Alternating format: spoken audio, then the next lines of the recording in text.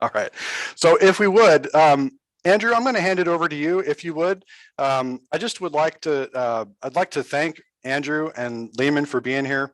And there's a long history and tradition of Hedera Hashgraph in relationship with Tune.fm. I really view Tune.fm along with, I see Jim Nasser in the audience, so I'm going to throw a shout out to ACOR as well. But ACOR and Tune.fm being the OG in the space are absolutely the flagship use cases on Hedera Hashgraph, in my opinion. So really pleased to be partnered up with Tune.fm, supporting JAM tokens on Wallawallet. It's an amazing thing. So Leemon, if you would, while we've got you here, if you could just say a couple of words about the relationship you have with Andrew and over at Tune.fm, maybe a little bit about how you got introduced or how you kind of connected in the first place, and what you see going forward in the future for Hedera Hashgraph and Tune.fm. If you could say a few words about Tune, that'd be much appreciated. Oh, yes, I love Tune.fm, and we go way back. So even in Hedera 18, which is what, 3 years ago? Wow, it's amazing. 3.5 years ago, I guess now. I remember being on the stage, Tune.fm presenting on the stage. You're going to do all these great things on Hedera, and I was very excited about it then, at the potential that they might do all these great things. And then they absolutely did it. And that's just really cool. And then I remember when we had rolled out, we had smart contracts. I remember them using that. And then we rolled out HTS and they were using that. And now they can say they are the first token from HTS to be listed on exchanges. That is incredible. So it has been a long journey, and I am just amazed at what Tune.fm is doing. Yeah, thank you so much, and I'm honored to be here with you, and love to hear your kind words. And we've always been Hedera first, Hedera native, and that's something we also share with Wallawallet, that we're Hedera first, Hedera native. And of course, we were day one on OA with the smart contracts, and we've grown into this new native token with JAM. And now I'm super excited that we're going to be launching a music NFT marketplace all on Hedera, all denominated in JAM, and it's super exciting. And so part of that is having a very robust wallet ecosystem, exchange ecosystem. And like you said, we're the first publicly listed Hedera HTS token, and we'd like to take that success to the next level with multiple exchanges, multiple wallets. So we're on HitBTC now, and we have about a dozen more exchanges lined up. And with Hashport, we'll be able to get onto DeFi as well, DeFi exchanges and decentralized exchanges with Wrap Jam. And so, hey guys, I'm on a live stream, sorry. People just walk in the house. But yeah, we're very excited. It's a Christmas party. We're at a Christmas party. There's a whole bunch of stuff going on in the background here. Hey, it's a party, so no problem. Hey, folks. But yeah, so what's really exciting, what we're announcing today is we're doing a 1 million JAM giveaway through our new airdrop feature. So we've basically given Walla a 1 million JAM to give to new users who sign up. And we're funding all the token association fees and the ability to set up your JAM wallet for free. And then you get the first 100 users will get 1,000 JAM, and then everyone thereafter will get 100 JAM. And we're really excited to have Wallawallet as our premier third-party wallet partner, our true trusted wallet that is natively integrated with JAM and Hedera, in addition to other wallets like Descent and others like Garda that do support JAM as well. So super excited about Wallawallet supporting HTS, and I hope that this is the first of many wallets and other exchanges to support HTS as we grow the HTS ecosystem, and also with the NFT marketplace that HTS will enable. So super excited about all that, and I guess I'll hand it back over to you. Thanks, Andrew. And yeah, and Leemon, I just wanted to and it's hard to call you Leemon. It feels so much more natural to call you Dr. Baird. but at your request, I'll just let everybody in the audience know it's Leemon by request. In my mind, he's still Dr. Baird though. So I just wanted to give you a brief moment of thanks. What you've started with Hedera Hashgraph, I really do believe is changing the world. It's going to change. It's changing the world already, and it's going to change it for the better for I think the next 50, 100, maybe even longer than that. So it's a great thing. And one of the proudest moments in my entrepreneurial career was when I saw Leemon Baird holding up those 2 coins on September 16th when you were announcing the auctions and announcing the grant and all that stuff.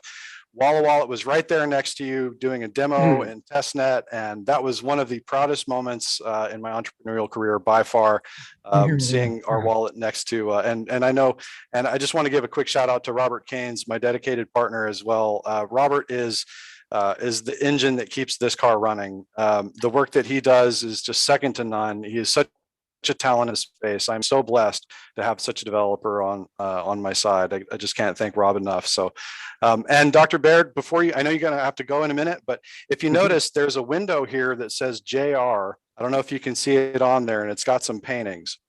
So, to my knowledge, those paintings are, so those were completed in sometime late April, early May of this year. To my knowledge, those are the very first HBAR centric art pieces ever created. We've got, there's a set of 3 watercolors, and then there's a 4th watercolor on the top right, and then on the top left is the oil pastel. So the set consists of the artisan, and he's hammering away on a little HBAR there. There's the matron. The matron is the one, of course, who is paying for all of this beautiful work. And we've celebrated her there. There's actually 2 of the matron there. And then on the left, on the bottom, you've got that watercolor is called The Apprentice. So we've got the apprentice, the matron, and the artisan all working on HBAR. And this is going to be a project that the HBAR Foundry is working on. So the HBAR Foundry, what you see in front of you basically is the HBAR Foundry, minus a few people there, here and there. But by and large, the majority of the folks on this call here are HBAR Foundry members. The HBAR Foundry was created in the summer of 2020. And so what we're going to do is we're going to be taking those art pieces that I had commissioned. One of our main goals is to really celebrate artists and put them up on a pedestal. I live in Savannah, Georgia, which is an art town. And so we're really excited to support all the artists in Savannah.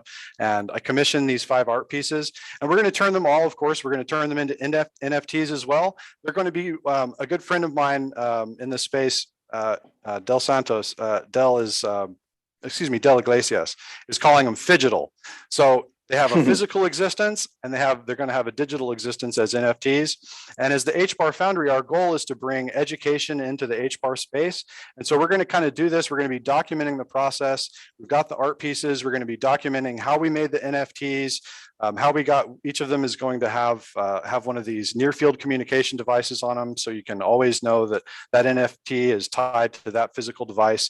You won't be able to remove it, just like we've seen with the Infinity products. So I just wanted to take this opportunity to introduce you to the HBAR Foundry, show some appreciation for all the work that you've done for the world at large. And we're just happy to be on the ride along with all of you folks at Hedera. So I know that time is short, but Dr. Baird, Mr. Leemon, thank you so much for being here.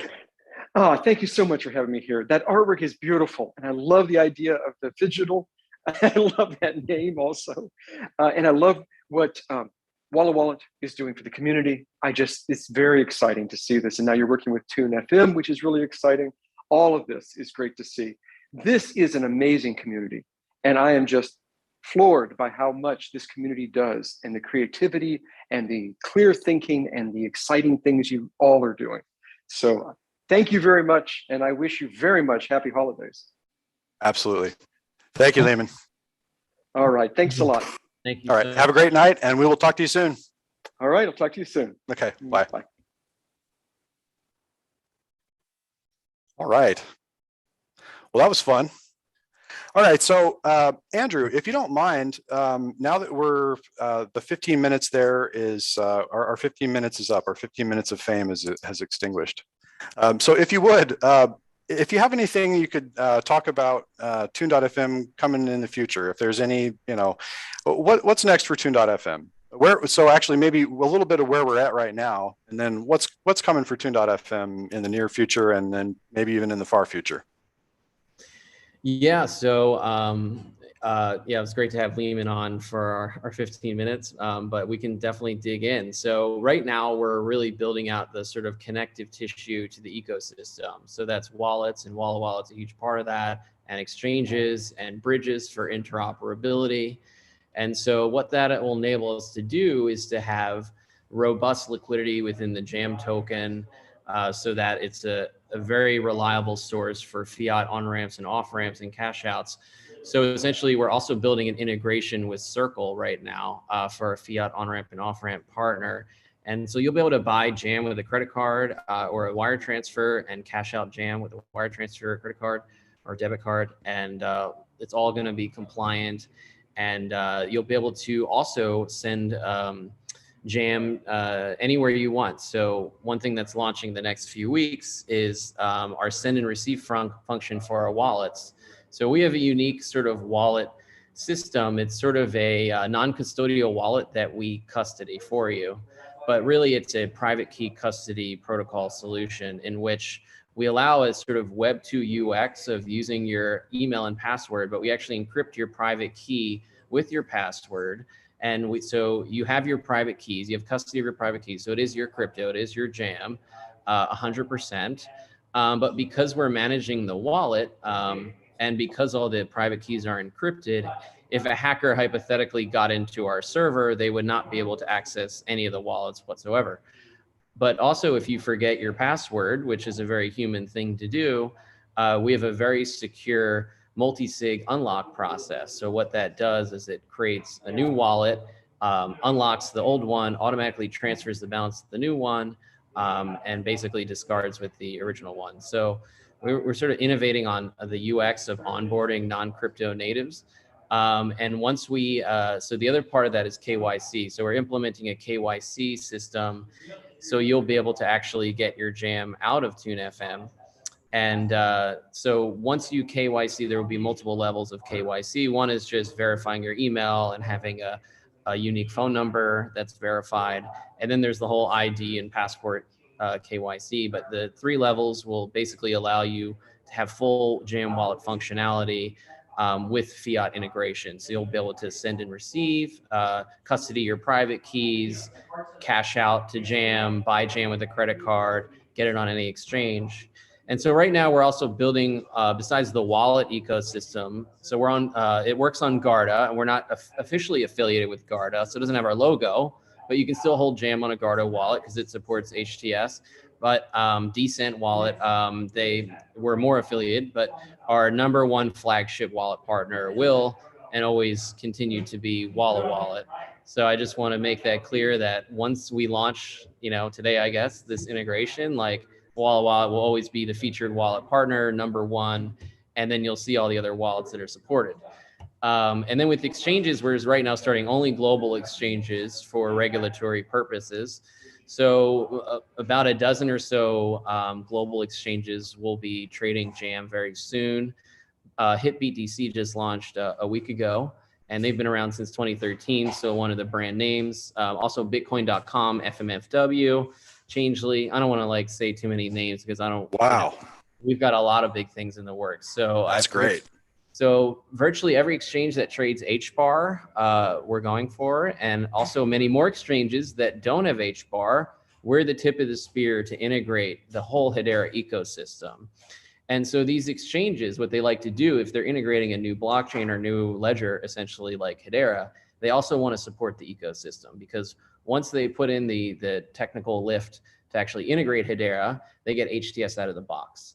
So part of our strategy is to say, like, look, we're the first HTS ecosystem token, but there's many more on the way and a lot of promising projects. So when you integrate Hedera, not only get HBAR as a top 30, top 40 currency, hopefully #1 very soon, but you also get this whole ecosystem of dApps and tokens through HTS. And essentially, what most people don't understand in the crypto ecosystem is that HTS is a true native token minting service, whereas all the other ecosystem tokens are smart contract based. So all the Ethereum tokens are smart contracts, all the NFTs, 721, ERC20. HTS stands in a league of its own. It enables us to essentially have our own HBAR, whether it's a 1 of 1 or a billion. And so JAM really shares 99% of the same code as HBAR, and same with all the NFTs, but it's fully interoperable within the ecosystem. And so I think it's really a way more robust system. We get level 2 performance and better on a level 1 with native tokens. that are not abstracted away in smart contracts. And I think smart contracts also have a lot of great use cases. And the fact that our smart contracts or Hedera smart contract service will allow interoperability with HTS and HCS really unlocks all these different use cases, both B2B, B2C, enterprise, and what have you. And part of our NFT marketplace that we're launching will also utilize HCS for the auction system. And Nice. so, yeah, so that's really the biggest thing we're building right now is the NFT minting marketplace for music. And the reason why we're going to be the destination for music NFTs is because we've already built the core audio technology and ecosystem, the social network to actually support minting music NFTs, whereas art NFTs are a bit more straightforward. It's sort of just attaching a JPEG to a token. With music NFTs, it's way more complicated, and there's so many different ways, different forms that they can take. It could just be a one of one track, but we actually have the system to upload the lossless master.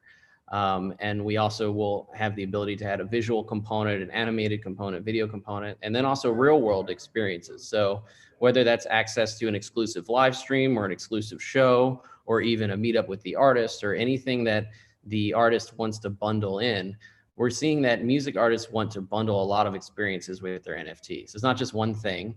There's a visual, there's audio, there's real life, there's virtual access, there's exclusive content. There's also the ability to use the HCS minting service for virtual tickets for concerts. And we want to have a whole social audio system with rooms and jam rooms and DJ rooms, as well as live streams of actual concerts in which you can buy an NFT to basically access that live stream. And then that also is we're laying the groundwork for our metaverse play, which is going to be called the Jamverse. And the Jamverse will essentially be an ongoing music festival in the metaverse, where all day long and all night, all around the world, there will be performances and different stages, and some will be ticketed, some will be free. There will be NFT rewards, jam rewards, all kinds of fun stuff. You can tune in to these different concerts and explore and meet people. And so really excited about that and what HCS enables. And I really believe that this music NFT minting service will essentially be OpenSea for music, and will be the destination for all music NFTs. And because we wrap streaming royalty micropayments in with that, we have a fully vertical integrated system that really enables music NFTs to shine. Wow, that's a lot. You guys are busy over there. Yeah, I mean, there's a lot going on. I'm hiring a ton of people right now. So we have a big team. Like our website lags behind what's actually going on. So yours too, huh? It's like the last thing that I get to is updating the homepage. Like, so the team is bigger. Everything is like, we're really in a vertical inflection point right now, and it's a really exciting time. And yeah, I'm really excited for launching this new marketplace for NFTs. And when's the marketplace live? So we're shooting for February, Okay. but Q1, no promises. Okay. But that's a ballpark. Right. Yeah. Launch dates are iffy at best. I understand that. When it comes out, right? Right. Yeah. But yeah, you mentioned HTS and the native tokens on the Hedera platform. I really it can't be overstated how huge that is, right? Not only are we looking at minuscule costs for minting tokens, swapping tokens. I mean, we know how expensive it can be in other networks, not in Hedera, right? So you've got that, but then add on top of that just the need for, so with all these contracts, all the smart contracts, these tokens that are generated on them, they require security audits as well. I mean, that is a whole bunch of baggage that you've got to bring if you want to mint a token. Now, if you're Shiba Inu, or if you've got any, if you're one of these tokens that just has, huge budgets and you can do the marketing and all that kind of stuff, well, good for you.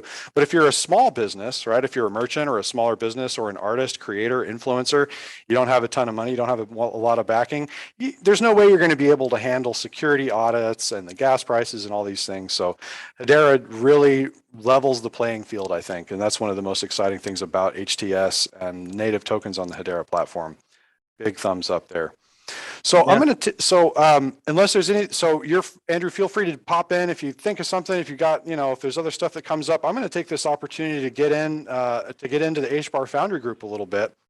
The HBAR Foundry is really one of those, it's a group that really kind of helps me get up and do what I do every day, because I know that at the end of the week on Friday, I'm going to sit down with some great folks, some good friends, some great minds, both technical, business minds, all those things, and hash out problems. We've been solving problems and setting standards in the Hedera space since before the Hedera improvement process was a thing. So long before HIPs were a thing, folks like Rob and Craig and myself and Jonathan, Andrew, I mean, Glenn, we're all Jason, all the HBAR Foundry folks, we've been solving problems and setting standards since the beginning. So I'm going to take a little bit of time to let some of these other talented folks introduce themselves and just say a little bit about what we're working on. So first off, is Don still here? Doesn't look like Donald is still here. Okay. And Brandon and Jesse Damro, Hedera Forum folks, if you don't mind just taking a minute to talk about the forum, talk about what's going on in your space and what you're looking forward to in the near future. Sure. I mean, we're having a lot of fun with it. We were actually just talking to Don earlier. We put together a team. Of course, we wanted to get all the pieces, so we got a couple really good developers, and then we got you've seen his artwork. Actually, what is right behind me. We've got a good graphic designer, and we want to start to build. We want to start to build an ecosystem because we've been enjoying it a lot from the very beginning. So we want to actually get involved and really start doing some stuff. But yeah, we're just moving forward like everybody else. But I appreciate you putting this together, and I've had so many good conversations with everybody that's or a lot of the people that are on here. So again, I appreciate you putting it together. Oh yeah, no problem at all. So what are some of the favorite? So what are some of the things I haven't been able to tap into the forum recently? Give me the latest highlight on Hedera Forum. So we're going to have a quick video. I've been doing these short form videos with some news each week, and what we're going to be introducing this week is the One Center. I'm sure some of you guys have seen the art that we've had out there, and it's going to be an NFT. Of course, we're going to have 100 of them, and you'll see what we have going on with it. We're going to have we heard about the physical things that go along with the NFTs as well, and we're going to have a physical coin. We minted 500 of them to go along that will be exclusively available with the NFT. But we just want to get our hands in and really start to use the tech as much as possible. And our developers are excited about getting involved. Awesome. Yeah, those developers, man, we need them, right? Pretty important. No question about that. Speaking of developers, Alex Taylor, haven't seen you in a while. Last time I saw you in one of these meetups, I think you had a Santa hat on. So what is stellar year for Goment? I mean, I know there's as a kind of early adopter product, and I mean, I know that there's always going to be bumps in the road and stuff, but you guys have really done a kind of knock it out of the park job on doing this early adopter thing and setting the stage for Hedera tokens, NFTs, and all that in the space. Could you talk a little bit about what you're working on, whether that's Goment or KPay or just give us the skinny. What are you up to these days? Yeah, thanks for having me on. I appreciate it, and good to see you all. It's amazing. This year seems to have gone so fast. Like you said, it was only last Christmas I think it was on this, and it's been a real roller coaster this year. I mean, it seems crazy. So, following on from the hackathon last year, where I introed KPay, then this year's hackathon with the focus obviously was HTS. So it was like a continuation of the whole learning process. So, joined that with a couple of guys in the community. And so we thought, okay, what can we do? And out came Goment from that hackathon. And there was so much interest and excitement around, HTS and NFTs. And obviously we won the social good prize at the hackathon, which was amazing. And so we just cracked on, and with all the sort of the warmth from the community and artists looking to connect with Hedera, we put out the initial POC marketplace, and it's been a lot of fun. It's been a huge amount of work. I think one of the biggest challenges is trying to span that huge gap between the technology and the end user, and like, you know, really keeping the finger on the pulse on all the changes that are going on with the technology, but at the same time connecting with all the artists and users who want, you know, who want to engage in what's happening with Hedera. So, you know, being sort of that kind of go-between has been really interesting. It's very challenging to stay up with it, though. You're absolutely right. Between staying up with the technology and staying up with the community, both are which completely moving targets.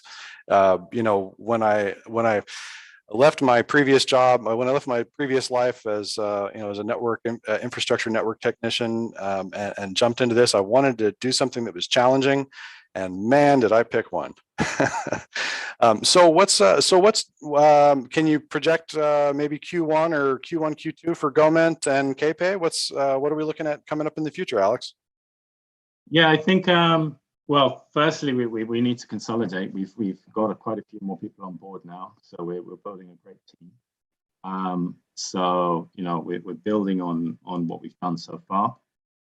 But there's a lot of new stuff in the pipeline that's kind of hidden at the moment, and you know, I can't really talk about that obviously at the moment. But Sure. But yeah, look out for exciting things next year. But yeah, basically, yeah, consolidating and scaling is one of the main things for the next quarter. Great. I know everybody's looking forward to it. Yeah, GoMint is hot in the Hedera space, so we're all looking forward to seeing what's next. Before, let's see, is Jim, if you don't mind, Mr. Nasser, another shining face that I haven't seen in quite a while. What is going on? Another roller coaster year for you? Busy, I'm sure. Can you talk a little about Acor and Health Pass or wherever it is that we are now? What's new? Hey, Jeremy, guys, it's amazing to see you all, and congratulations really to everyone. Andrew, TuneFM, just cracking it. Well done. Yeah, you know, we're kind of in the stodgy, you know, and kind of the not particularly glamorous world of Hedera solutions. But you know, it's been a good year. It's been an interesting year because, you know, we spent really all of 2020 working on this one major project with the Mayo Clinic. You know, I think you're probably familiar with it. We talked about it, you know, here and there. Yeah, and then really we kind of like took a step back and said, all right, that was good. That was very helpful, you know, in some sense, just kind of really prove out certain things. And we had you know, tons of production, data stamps and this, that, the other. But in some ways, you know, that was the only thing we did last year, right? You know, with COVID in particular.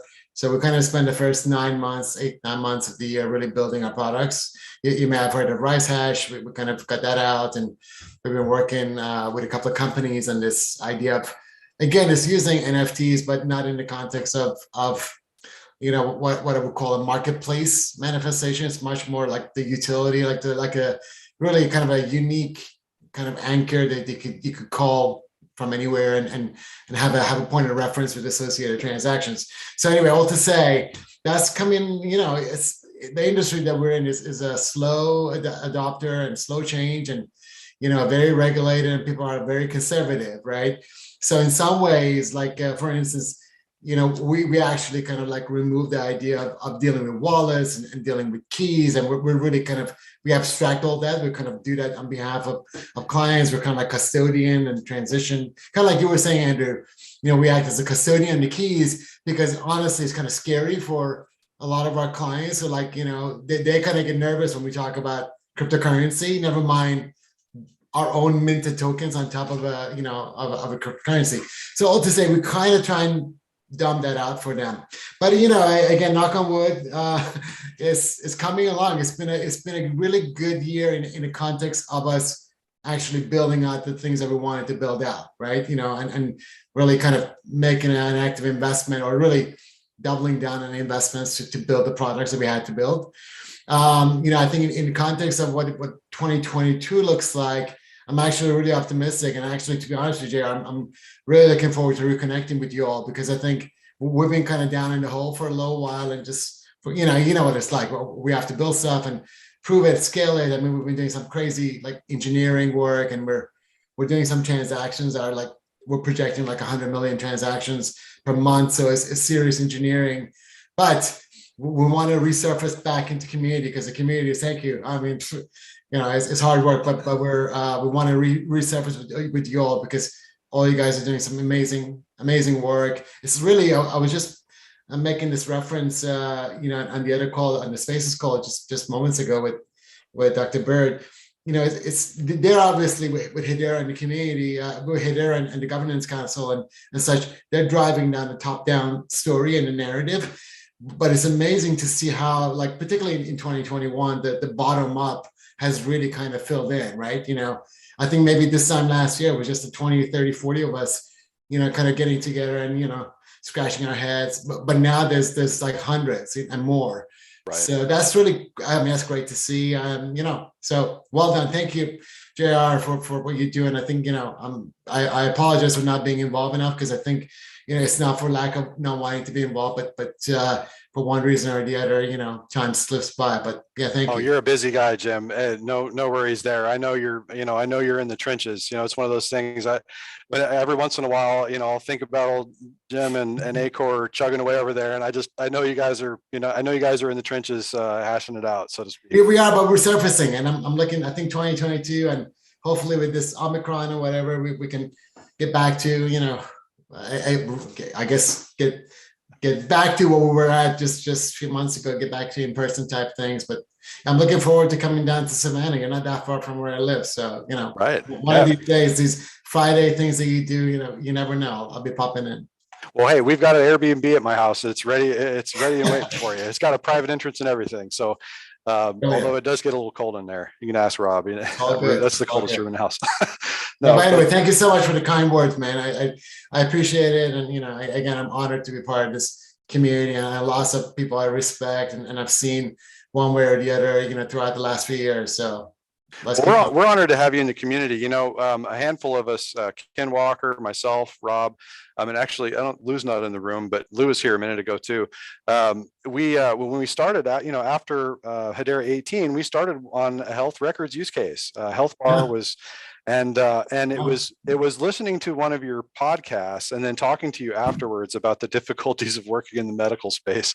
And I said, and then on top of that, we ran into some issues with the National Provider Identifier database, the NPI database, which we wanted to leverage. Turns out the physicians don't actually keep up with the information there. I'm very familiar with it, by the way. I'm overly and unfortunately too familiar with NPI. We built APIs to it, and it doesn't really deal with FHIR too well. And there's intermediate. Healthcare is all about intermediaries who suck the value out of the system, right? It's the opposite of what we're trying to do, which is the transparency and connect data sources, but it's a nightmare. Right. And so so the combination of your words of warning, you said something about, I'll never forget it. You said something to the effect of, if you're not already entrenched in the medical space, entrepreneurs, startups, beware. Right. And it was a stark warning, but I took it seriously. And then in combination with some other advisors, that just said medical is a slog. You guys are really going to have a hard time, especially without having any background in the technology and in the regulatory space already. So between that and our troubles with the NPI database, we just said, okay, we're going to move on. But you know what, JR, stay tuned, because honestly, one of the things that I've mentioned this publicly many times, I've talked to Manson Leemon and other folks, Christian, HBAR Foundation. One of our objectives, truthfully, is to build the enablers, middleware, for lack of a better term, but it's really more like the next level up from the base services to actually allow people like all you guys, all of us, because healthcare, life sciences, public health, we need, it's needed. This innovation is needed. This transparency is needed. Public DLTs are needed. The problem is the chasm between where Hedera is as a native set of services or an infrastructure versus what would realistically make it useful for that space. But we're kind of really working on that with very much the intention that we got to grow it. There's no way any one company could even remotely scratch the surface. But that's kind of our thing is building some of these gears so you guys can build the watches and the engines on top of it. There we go. So stay tuned on that. Awesome. So blaze the trail. and then we'll come chugging right along behind you. It Ken takes a Walker, village. and as soon as that trail has been blazed, we're going back to Health Bar, brother. It might be it might be 5 or 10 years down the road. Rob's going to be retired by then, but I may be dead, but yeah, we got to get going.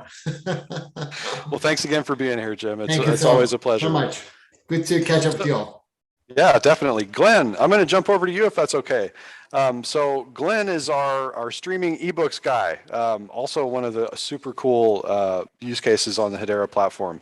The folks that are, I've heard me say it probably quite a few times, but my wife is one of the most avid readers she is the most avid reader and consumer of books that I have ever known. I mean, the woman goes through probably 5 books a week, and I'm not kidding. I'm not exaggerating. She just absolutely consumes books like nobody's business.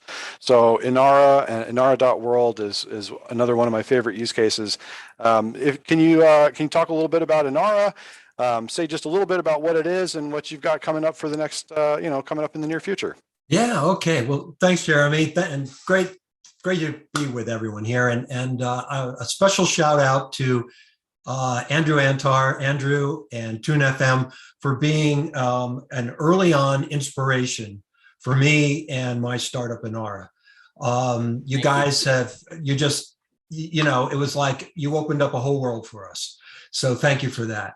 With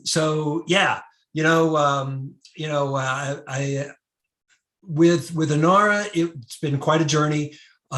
We have been in the publishing space for close to 30 years, starting in traditional publishing, and discovered the Amazon Kindle and Kindle Direct Publishing back in 2009. After I crashed my bike, I was off my feet, was noodling around. I had the rights to all my wife's books back from traditional publishers. What the heck are we going to do with these things?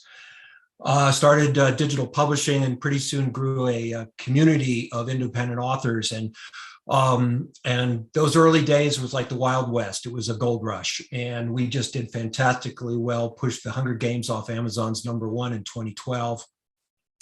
But pretty soon the algorithm shifted, and it's just become tough. And now we have friends, we have authors out there who are, frankly, there's a lot of them are really suffering, having to go back to their day jobs. And the ones with money who are successful are spending upwards of $9 on Amazon pay-per-click advertising just to make 10, to cut through the noise and the clutter. So what we do, so that's a big problem. Authors making money and also connecting with readers, because they can't do it by selling through the sales of their books. They can't do it directly that way. And on the reader side, you and me, like what we're trying to do, discover the ebooks that will transform our lives, right? Inform, educate, and entertain us. But that discovery bar is so high because you have to buy the book, or you have to subscribe to a book through a subscription service where you have no idea whether they're going to have what you want. So what we've done is we've built a mobile web application with the books and the authors, and you can just pick up any device that runs a browser, go to our mobile web app, open up a book, and just start reading. And every time you flip that page display, a micropayment flows from your digital wallet to the author's account. And we settle up with the author on a daily basis. We pay the author and the publisher every single day. So what we like to say is you only pay for what you read, one page at a time. And when the page turns, the author earns. And so, and once again, and a shout out to everyone in HBAR Foundry. Thank you so much for all the support. If I've managed to contribute something to this group, then hey, that's great. But you certainly have, Glenn. Thank you to everyone. Without a doubt. Real quick, Glenn. So my wife is into Bookstagram, which is Instagram for books, and she does a lot of author interviews and all that kind of stuff. I'd like to get you guys hooked up. Maybe you could do an interview. Fantastic. Yeah. And see, this is the thing: is that we use this word ecosystem almost like it's almost become generic in some ways, but it really is. It's really close and personal. Our relationships together as a community really is really what makes it all go. And so all the connections that we make. So any way I can contribute to your group, your community is fantastic. Well, we'll see what we can do. I see Jason over there. My wife is trying to break into the, what is it? The creator middle class. Is that what Galaxy's calling it? Yeah. So it's fun. No question about that. She's not up to what Jeremy's wife is, but I think she's up to 114, 115 books this year, which I already think is ridiculous, but it's still pretty impressive. That's a lot. And so Glenn mentioned community, and with that, with the mention of community, I'll go ahead and take a brief minute to point people towards the HBARfoundry.com website.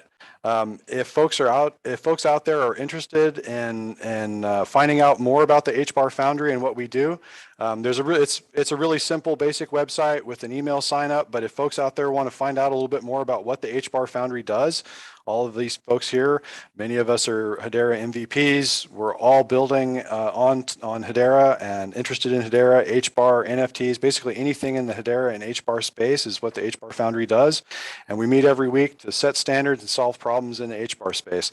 So if anybody is out there watching the live stream is interested in finding out more about the HBAR Foundry, HBARfoundry.com, go to it and check it out. Drop us an email and we'll be in touch with you. We'll get you into the meetings.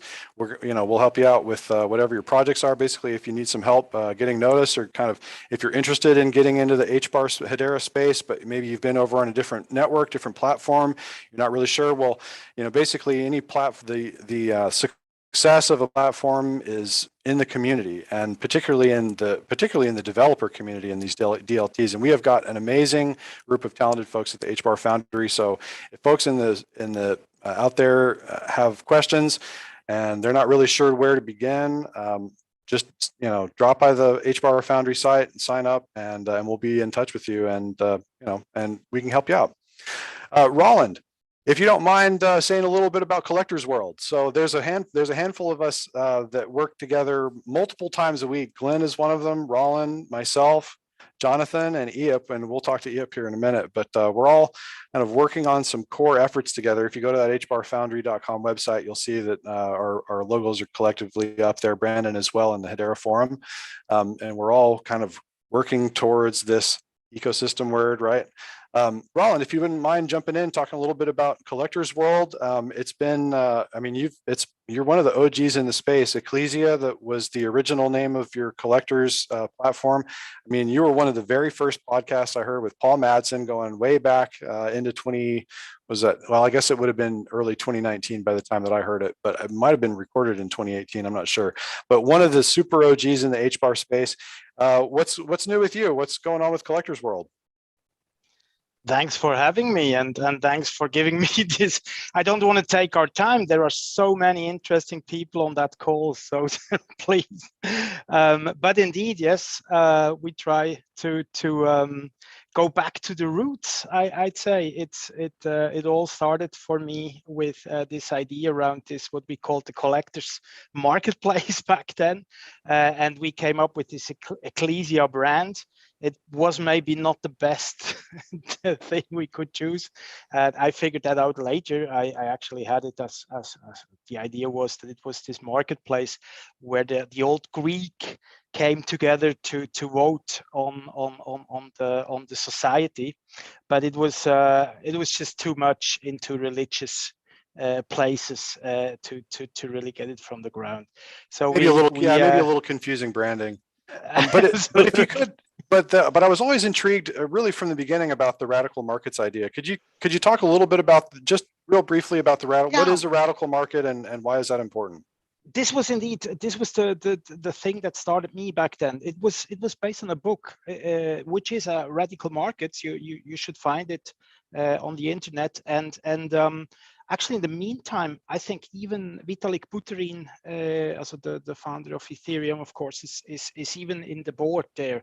So this was this idea. I always explain it like the behavior-driven incentivation models.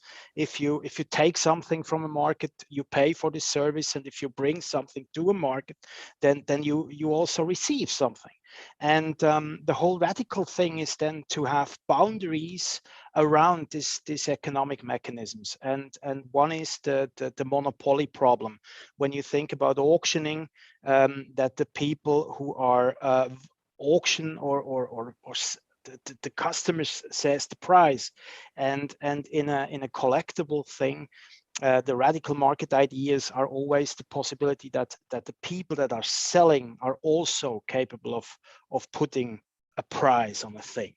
And the whole idea there is that if you put, let's say, a collectible for that you think it's worth $500 into the marketplace will charge a tax for this $500. So if you think it is worth 1,000, then you will pay the tax for a longer time, and maybe you will have a longer it will take a longer time to until you sold it. And so this is a possibility to reduce the risk of monopoly building within the market, and gives the seller also a say into the price finding. And I was always intrigued by these mechanisms and wanted to test it in the market.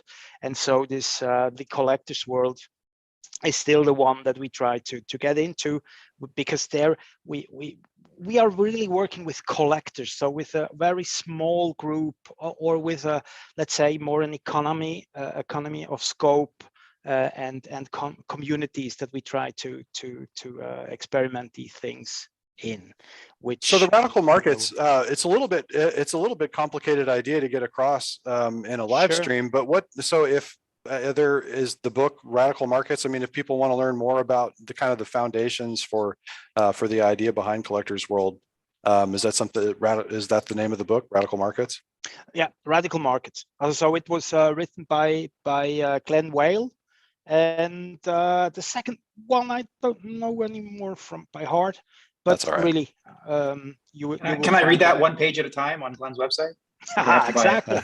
Would be an awesome, because that's a perfect thing where I literally would do that like right now, rather than having to buy the whole book. So right. But enough from me, please. I want to listen to all the others as well. Thank you very much. Bug Bites, Jason, if you don't mind popping in real quick and say a little hello, and give us some news. Give us some news from the Galaxy world. What's going on, brother? Oh, well, thanks for having me here. I'm involved with the Galaxy group. We call it the open social marketplace for creators. We're trying to build a platform that's going to help the emerging creator middle class with not deplatformable, et cetera, et cetera. It's kind of exciting. If anybody wants to know more about the company, I would just suggest they go to thegalaxy.com. But today, this week, we actually had a pretty good week. In the last couple of weeks, we recently released our initial batch of open source tools that we're donating to the community, so to speak. We had built a Hedera test scenario creator, which is kind of automates some test classes, test accounts on a network where you can, if you want to do a scenario, want to test your software or for an airdrop. It kind of sets up some throwaway accounts you can use for that purpose. And more importantly, we are, we released the Hedera token services distribution tool, which we're continually working on and approaching the community to get better idea for how it can be helpful to the community. But it will facilitate airdrops. We're going to be using it ourselves with the distributions for the Galaxy token when that's ready to be distributed, and it's open source. Please go out, play with it, file bug reports. We really are looking forward to having some feedback, trying to give to the community, and together we'll all grow. Awesome. You mentioned airdrops, and I feel like I've been totally remiss. I didn't mention the airdrops on Wallawallet. I was so distracted by it was a very strange issue I was having there at the beginning. And of course you would have that issue, you've got Leemon on, you've only got so much time. I was trying to figure out where in the heck that strange noise that I was getting some weird feedback. But yeah, airdrops on Wallawallet is a thing. So yeah, and I don't know, Rob, can you see how have we burned through the first 100 already? Are there still? There's still plenty left. Okay. All right. So we are at 94 left. So okay. All right. So anybody out there, while supplies last, get let them know how to get it. You have to click on the refresh icon while you're either on the account screen or on the detail screen. You won't see it on the wallet screen. And if you're creating a new account altogether, if you create a new account, once you're done and you click the close button, you'll automatically get prompted for the tokens. Awesome. Thanks, Rob. All right, Craig, I'm going to jump over to you and let you talk a little bit about TxMQ, another one of the super OGs in the HBAR space. How you doing? I'm doing great, thanks. Yeah, hi everybody. It's good to be doing another one of these. Starting to feel like we've been here a while, huh? Since 2018 or so. Just briefly about me, TxMQ, the company I work for. We've been involved with Hedera since before the beginning, actually going back to Swirlds. We had a pretty interesting 2021 this year. We actually delivered 2 customer applications in 2021. Early in the year, we worked on the Chopra Foundation's application, which has been live in the app stores since March or April, I think, I want to say. And since then, we've been working to deliver Canopy Right, which is for legal cannabis breeders in California to protect the IP that's contained in the strains that they've bred and the techniques that they use to grow. Yeah, that's basically what we've been up to so far this year. Awesome webinar on canopy rights, by the way. If there's any folks out there watching the live stream or on the Zoom call, if you haven't checked out that webinar on canopy rights, there's some really slick stuff that TxMQ and Craig have cooked up. So I highly advise you go check it out because it sounds like a pretty sweet setup. Thanks. It's an interesting use case, obviously, because of the industry it's in, but some of the techniques, a lot of the techniques actually that we use with that application are relatively common problems to solve. Things like, how do I protect IP? How do I keep an audit log, an immutable audit log of activity in a software system?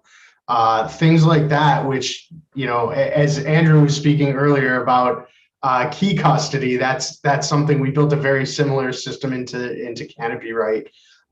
So I think there are a lot of these kind of common patterns that are, I'm probably going to talk myself out of a job here, but some of them are a lot easier than you would expect, right? So I think people think of DLT as being kind of unapproachable or very difficult to get to grips with, and in some cases it is, but there are a lot of relatively straightforward use cases that really can add value to either an existing process or kind of be the key to unlock something that you couldn't do 5 years ago that you can now do today. And they're not quite as hard as you might think. So I'd encourage everybody to roll up their sleeves and have a look. And if you run out of skill or patience, give us a call and write us a check and we can help you out with that. Awesome. Thanks, Craig. So I know Andrew mentioned that he's going to have to jump off at the top of the hour. So I just wanted to thank Andrew Antar again for being here, being our partner and our partner in this crazy world of distributed ledger technology.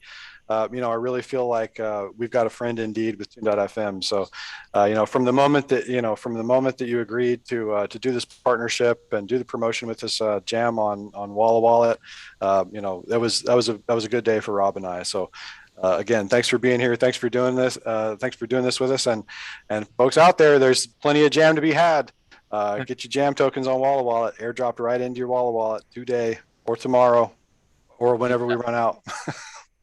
I got mine, and thank you so much for putting this holiday party together and getting Leemon on board and the whole community. It's really great, and you've got a friend in Tune FM, so definitely Awesome. Check it out and have a good time. Thanks. All right. And Jim, it looks like if you've got to go too, we'll see you next time. Before we go, though. Thanks so much, Aaron, and everyone. Enjoyed everything and look, happy holidays. Yeah. Happy holidays to you, Jim. We'll talk to you soon. Happy holidays, everyone. Keep us posted. Yeah. All right, so Eyup, if you don't mind saying a little bit about S1-bit, I know that we kind of we dragged on to the top of the hour here, and I apologize for that. I was trying to save the best for last, but but I haven't gotten to Jonathan or Eyup yet. But Eyup, if you would, while we're still here, just say a little bit about S1-bit and what you're working on. Hello, everybody. I'm part of the HBAR Foundry, and I'm very excited about it. It's a very talented group. We are complementing each other very well. I'm a markets expert. S1-bit was founded in 2017, but we have joined the digital asset movement in 2016. Basically, my expertise is to look at markets, to discover inefficiencies of the markets and bring solutions to the markets. If you compare cryptocurrency markets, from my perspective, they are very inefficient, immature, fragmented, and people are trading on fragmented liquidity, fragmented information. And if you go into the chat rooms, Telegram chat rooms, everybody is complaining about HBAR's performance. The performance is also partially related to the underperforming secondary markets. So as an example, we have more than 8,000 cryptocurrencies, and they are mainly traded in more than 400 platforms, centralized exchanges, decentralized exchanges, and all of them are basically disconnected. In one room, there's more demand. Another room, there's more supply.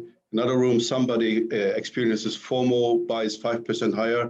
Another room, somebody panics and sells 5% lower. There's a solution.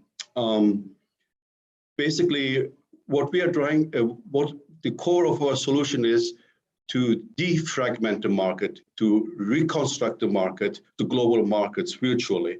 So we will leave everybody in place, but we will virtually basically combine them, create one single global markets. And we have chosen HBAR as a showcase. We have developed this for Bitcoin. It works very well for Bitcoin, but as a showcase, we wanted to choose a coin which is not within the top 10, but with a huge growth potential. I've personally discovered HBAR 2 years ago. I was really fascinated about this technology, about this platform. And over time, I realized the weaknesses in the secondary market. And I approached Hedera Group and basically told them my ideas, how to improve the primary liquidity, which they are pushing to the market, and how to improve the secondary markets. So the project is what we are going to deliver, hopefully also with the support of the foundation, is to deliver the core piece is the so-called secondary market ecosystem, a complete secondary market ecosystem, which is very unique. No other coin will have it. So this will be the go-to place, liquidity-wise, information-wise, data-wise, and you will see a complete picture. So currently, nobody knows the supply and demand structure of the coins. On our platform, we have demonstrated, with Bitcoin, you will see at any given time the supply and demand structure, how the prices are moving. This is alone, the information alone will help reduce the volatility, improve the liquidity, and most importantly, this is my last sentence, trust and transparency. Guys, with technology and use cases alone, we cannot push this coin to top 10 or close to top 1. We need to really increase the trust and transparency, because 95% of the people come in touch with cryptocurrencies through the secondary markets. They are buying and selling. And we have to improve this. We have to make the experience positive. And it's very important. And I look forward to integrating the tools with Wallawallet as well. I mean, that's one of the, Eyup and I met actually last year at the holiday mixer here, hosted by Creative Coast, which is basically Creative Coast is here to create, code, and collide in the city of Savannah and the low country of coastal Georgia. They're the essentially, that's where I'm at right now. All the folks partying in the background there are Creative Coast and Tech SAV folks from here in Savannah. and we're just, when I met Eyup, I sat down, Jen Bonet, the director of Creative Co, said, hey, I've got somebody that I need you to meet. And you know, so Eyup and I sat down and started talking, and we started talking about cryptocurrency, and he said, and you know, kind of said, well, what coin do you follow? I said, oh, I'm an HBAR guy. And the eyes just got real big. It was like, no way. You know, it's not a well-known project, right? At least in the crypto spaces, it's a little bit of a hidden gem. So we were really surprised, you know, to have that connection, and immediately the conversation started. And as soon as I found out, you know, I got an idea of what Eyup wanted to do, and I really do think that what he's working on has the potential to help and possibly even be the catalyst that raises HBAR into a top 10 coin. So couldn't be more happy to have him on board as a partner and be providing S1-bit services through Wallawallet as well. Jonathan, we haven't gotten to yet, and I'm afraid that there's going to be some folks that we don't get around to before we jump off. We can keep going. I'm just waiting for somebody to come in here and give me the axe. But Jonathan, if you could jump in for a minute and say a little bit about TrueSky. Sure. Okay. So I'll try to make this quick. For those of you guys that know me, I'm kind of a virtual world guy. So in 2008, I had a company that created content, programming, data streams into Google Earth. So the language that we used was Keo markup language, and we created content for lots of different companies. So I'll just give you two things that we actually did. In 2010, for those of you guys that are fans of the Ryder Cup, which is a golf tournament, we actually created a 3D space within Google Earth. We had live streaming data, profiles of the actual golfers, all discoverable within Google Earth. At that time, there was over 2 million downloads of 200 million downloads of Google Earth.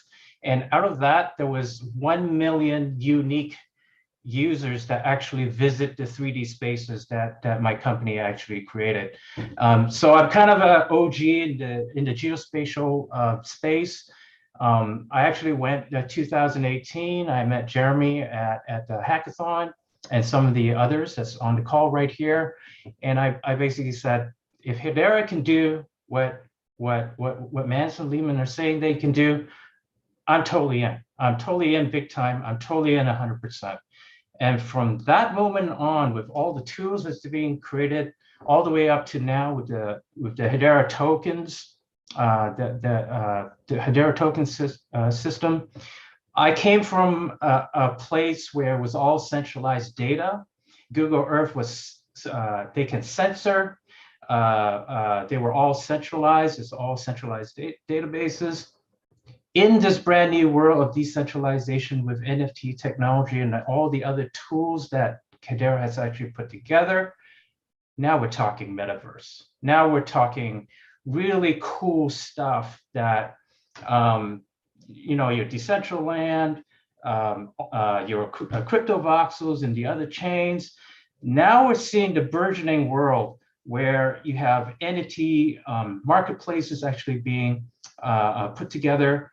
So if you guys are familiar with play to earn or move to earn business models that's surrounding games, I've enlisted Jeremy, Glenn, Roland, Robert, and Eyup to work on a project that's kind of in stealth mode right now, but the code name is Galoko. We have a real world collectible twinned with a digital certificate NFT. And I'm just going to point out a few things. So Jeremy, of course, Rob, of course, with Wallawallet, is going to be the premier partner that we actually put the DApp together with. Glenn with Inara is going to be books and books discoveries. Just think of book NFTs. You flip through the books and you can actually find collectibles. Okay. Roland, of course, my man in the secondary market with Collectible World. He's got a soul of a collector, much like me, so that to help me put together the marketplace. And I'm not gonna diss everybody, but Eyup, the smartest guy in the room, is gonna help me with the algorithms to value the NFTs. Because now, if you have NFTs that are discoverable in geographical locations, it also means that the value of that NFT anywhere in the world is actually different. So Eyup, you got a big task ahead of you coming up in 2022. Merry Christmas, Eyup. I'm going to put you to work, right? So anyway, this has come out of the Foundry. There are other pieces that's going to be done as well. So there's lots of work to actually go around. But Jeremy and I basically said, hey, wouldn't that be cool if the HBAR Foundry came up with a metaverse play, an NFT collectible metaverse play? So that's kind of where, those are the things that we've been kind of working on. Anyway, But the physical is such an important part of it. There's everything virtual, but what again, with Del Iglesias and the phygital term, right? I think the existence, the marriage between the physical and the digital, the virtual, that's really where it's going to head. Because, I personally, I don't want to live in the metaverse with the Oculus, and there's something real called the universe, right? And it's a beautiful thing, and I love walking around in it. So, but with the physical, when you marry those two, now suddenly, to me, we've got something that's really exciting. Virtual JPEGs forever, cool. Not as exciting as being able to do tangible things in the real world, get out, discover the world that you live in, trade around with other people. To put some emphasis back on the physical and not just emphasize the virtual or the digital all the time is awesome. And Jonathan's just such a great mind and such a good friend too. From Hedera 18, here we go. Roland's got the gogs. He's ready to go. All right. But yeah, no, since Hedera 18, we sat there into the wee hours of the morning chatting and having a few beers at the Gossip Bar there at the beautiful Anatole Hotel in Dallas, Texas. Definitely a night to remember, and it's been fun working with you ever since. Thanks for being here, Jonathan. Yeah. All right. So real quick, I know we're way over time, but I'm just going to jump around a little bit. Braden, if you wouldn't mind saying hey. Hey, how you guys doing? So yeah, I'm Braden. My Telegram handle is Dr. Dark. Some guys might know me from the Telegram channels. Mostly working on something in stealth mode right now. That hopefully will be on Hedera. Can't say too much. My kind of main gig is a cryptocurrency wallet recovery service, which I love the stuff Angie was talking about with the various custodial services. That business, I don't want it to have to exist. People losing their keys and I think one of the features Hedera has with the N of M, key signing should make this a lot easier for recovery, not require stuff that I do. And then I do a bit of, consulting on the side. And I kind of, since the OG time, since 2016, when I read the Hedera paper, been kind of pulling strings behind the scenes, matching people up, evangelizing Hedera. More than one person on the stream has an employee at their company because of me. And neither of the people know that's where it came from, so I always like, keeping up to date with what's going on and making sure I can point people in the right direction and evangelize Hedera whenever I can. Well, you're another one of the great talents at the HBAR Foundry, and we're grateful to have you, man. Every week, you're always bringing awesome ideas to the table, and just one of those productive, profound minds. So we're really grateful to have you along. Andrew, Mr. Murdoch, over there in Costa Rica. Well, I'm the black sheep in this crowd. I'm not a builder. I'm not a builder. I'm a marketer. But I guess I will just quickly mention. It seems like there's more than one black sheep in here. I promise. It seems like almost everyone here is like, I got something I can't really talk about. I am attached to a stablecoin project that is definitely going to be associated with Hedera Hashgraph. Can't say much else other than that, I guess I will say this, that I'm sure all of you will find interesting enough that what's the biggest problem with every single stablecoin on the planet today? Auditability. There's a lot of controversy about a lot of these stablecoins not being 100% auditable, and where are the backed assets actually located, and do they actually exist?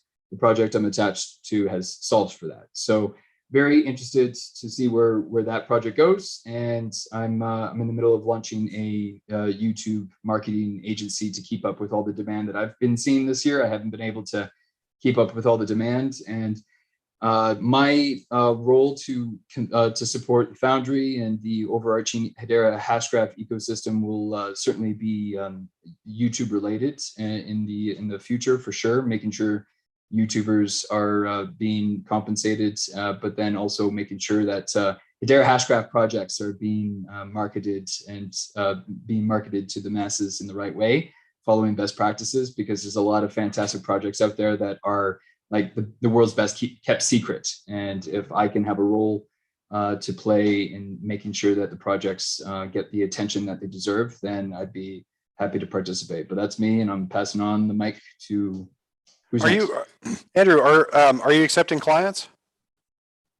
Not right now, because I'm in the process. The entity was just registered on December 10th or 20th, and I'm lots of plates in the air right now. Too much. The official launch will be in January. So I may have been a little remiss for those that don't and out in the space watching the live stream. For those that don't recognize Andrew Murdoch, he was. What was your title at Hedera? I was the guy that gave me the information. I don't remember what your official title was though. I wasn't gonna bother bringing it up. I was Hedera Hashgraph's first ever social media manager. If you go to the YouTube channel and check out the former live stream called Forkless Cafe, I was the host. I might not be very recognizable. I had a massive, just atrocious beard in those days. So yeah. Speaking of atrocious beards, how do you like my nice silver beard there? I like it, Santa. I like it. Very festive. Yeah, but so is there any way that people can kind of check in with you or learn more about what it is that you're up to? Because and the reason I bring this up, when I mentioned in the HBAR Foundry a couple of weeks ago, when I mentioned that what you do and the YouTube formula and all that kind of stuff, there was a lot of eyes popping and a lot of yeah, we need that, we need help with that. So is there a way that people can reach out to you, get in touch with you? I know you've got the Digital Nomad project too. What's your preferred method of communication channel with the I like LinkedIn. Anyone can find me on any social media platform, but LinkedIn is kind of my go-to, and you'll find this agency that I'm developing right now at ytera.com. There's nothing there right now, but there'll be something there very soon. Awesome. Another super talent in the space on the marketing side, Andrew. Thanks for being here. All right, Chris Fox. One of our stout community members that has just done an incredible community building job for Hedera and the HBAR space. If you would just kind of introduce yourself and talk a little bit about the group that you started and what you're up to now. Yeah, my name's Chris. I'm the administrator of the community Hedera Facebook group. We just crossed over 13,000 members last week. It's growing fast. I started that back in, I think, February of this year. It's been a lot of fun. I'm just a super fan of Hedera and Hashgraph since late 2017 when I first found out about it. Just been kind of following it ever since.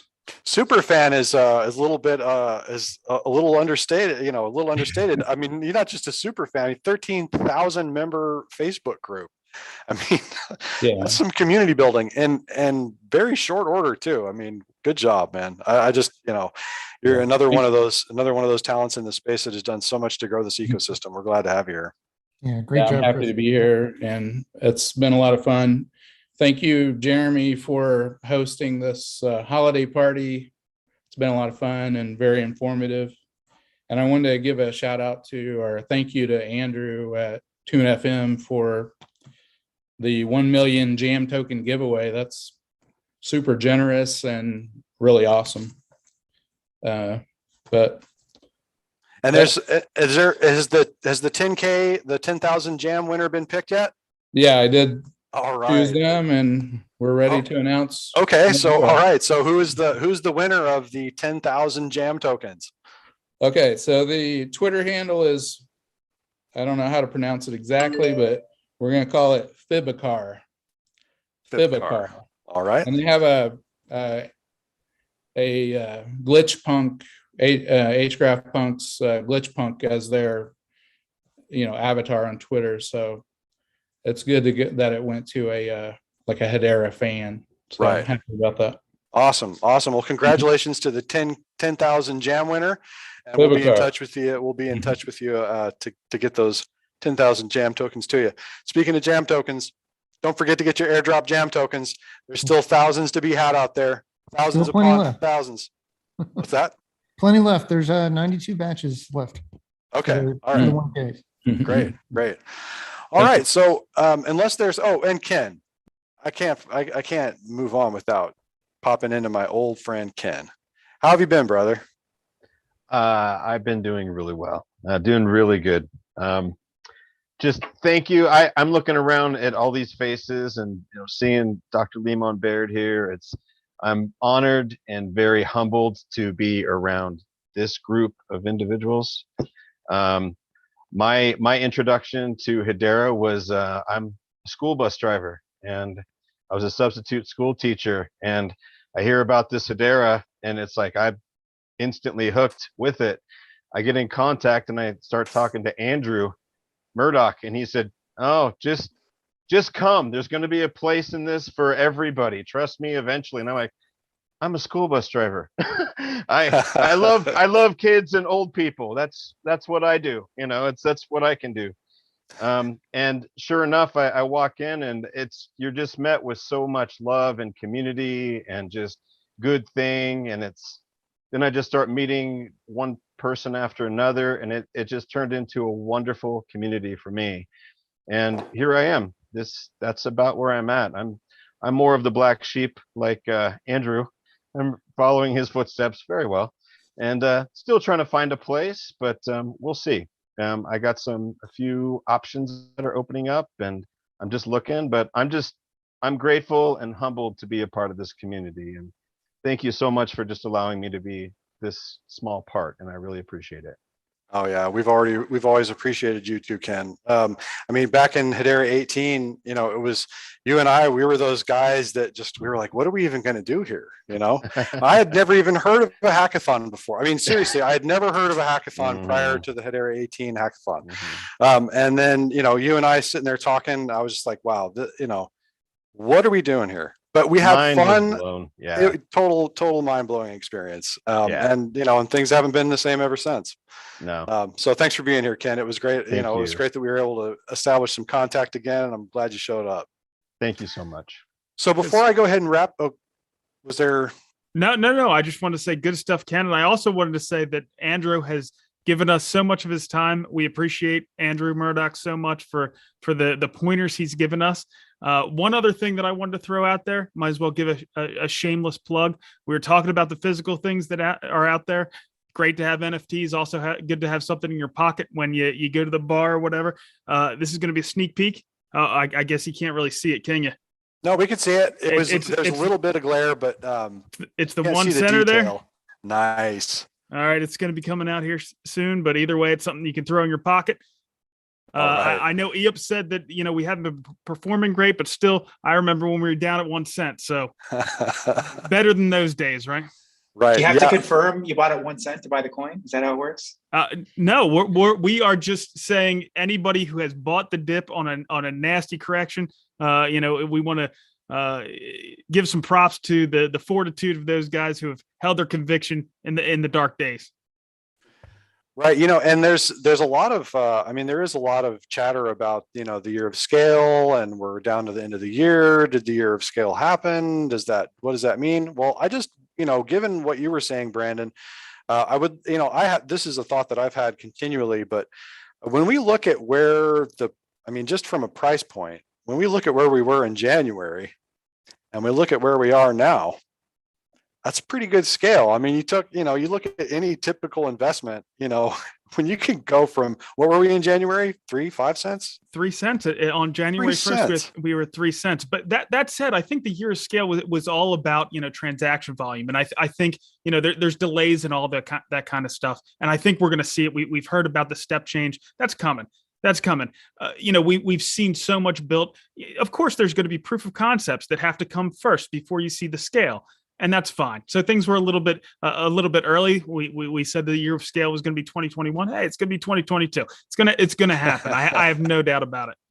Awesome. Should save one of those coins for Andrew over at JAM. You know, like if anyone has stuck through it, you know, like they were the first at everything. You know, they were hitting their head on the smart contracts when they weren't fast enough, and then they were in HTS when no one knew how to architect that at all.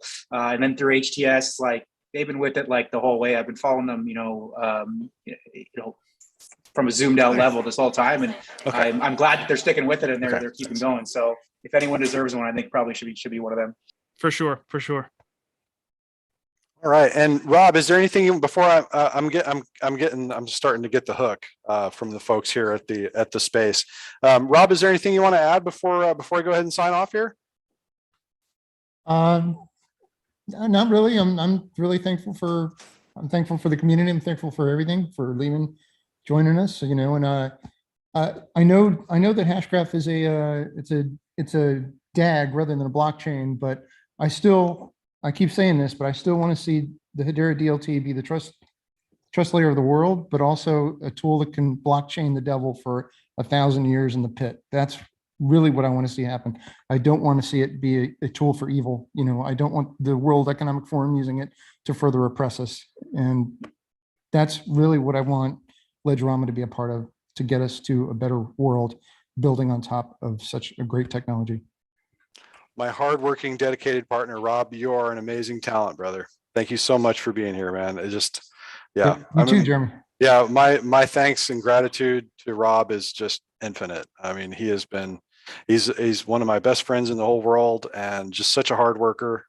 Just really pleased to have a friend and a partner like Rob. So, all right. So on that note, I'm gonna give a little shout out to Creative Coast, Jen Bonet and Caitlin Lance over here at the Creative Coast in Savannah, Georgia, supporting entrepreneurs and creatives in the lowland coastal area of Georgia.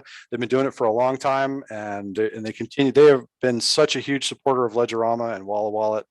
So, you know, if there's any folks out there who happen to be watching from the state of Georgia or perhaps Charleston or Jacksonville, Florida, check out Creative Coast.